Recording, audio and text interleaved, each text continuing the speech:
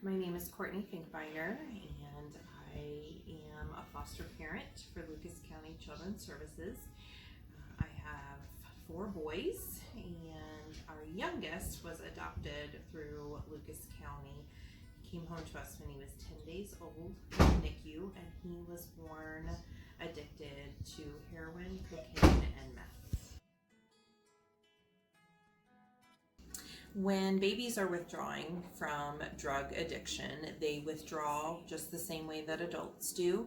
So they have tremors, their mouths itch, they have digestive problems, they don't sleep, their muscles are very tight, so their bodies are very tense and rigid.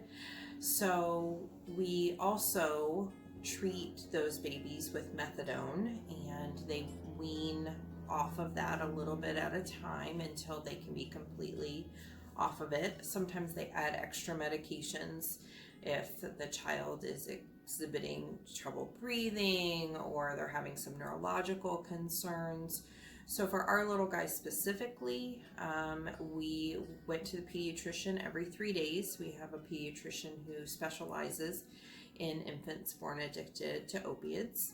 And we did massage therapy. We had a person come in and train us to do massage so that we could do that for him 3 times a day. He had multiple cysts on his skull due to an overdose while mom was pregnant. And so we saw a neurologist every month, and lots of scans and testing to make sure that the cysts are not growing, and that will, that's just a routine we got into that we will continue to do as he grows. As he has grown, we have had to adjust how we do things. We continue, even now he's 4 and he still goes to the neurologist every month. We are on special medications to prevent seizure activity and a lot of impulse control concerns.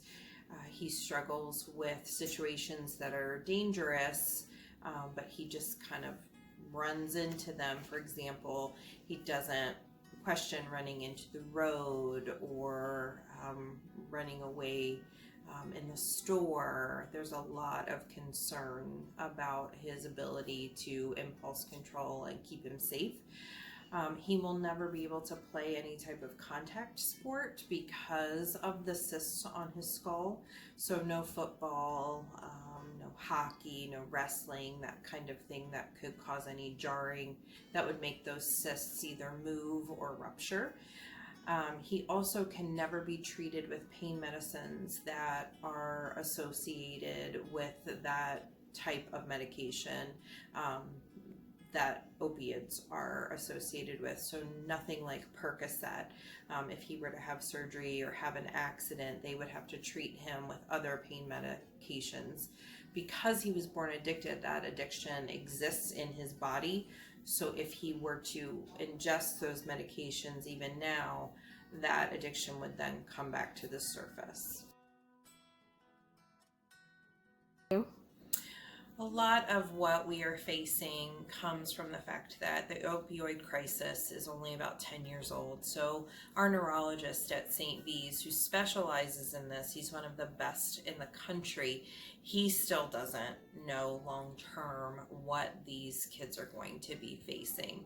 I think a lot of times, because kids are resilient, people think that they just go through the withdrawal of the addiction and then they just keep moving and growing like a child who wasn't born addicted. There really isn't an awareness of the long-term effects that can take place because a child was exposed and therefore addicted while they were growing in their birth mother. And we really face that lack of awareness when we are being treated by physicians who don't have experience with the epidemic, when we are trying to get things in place for occupational therapy, physical therapy, things that our pediatrician feels that would be beneficial for his treatment to help him overcome some of the downfalls that he started life with.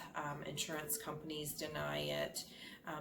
It's not really something that people are prepared to take on because no one fully understands what we're facing as these kids grow.